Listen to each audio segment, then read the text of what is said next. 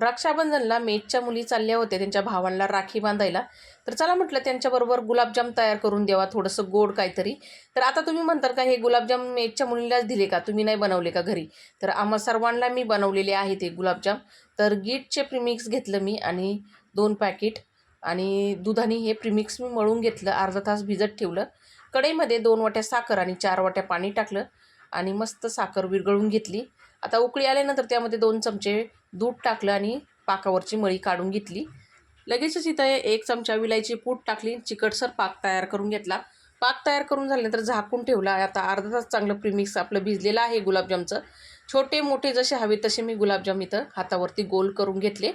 नंतर गरम तेलामध्ये मस्त असे फ्राय करून घेतले आणि लगेच मी कोमट पाकामध्ये टाकून घेतले आणि 2 ते 2.5 तास मी भिजत ठेवले. तर पूर्ण डिटेल व्हिडिओ आपल्या चॅनलवरती अपलोड आहे मंडळी, ती जाऊन नक्की बघा. तर या गुलाबजाम खायला धन्यवाद.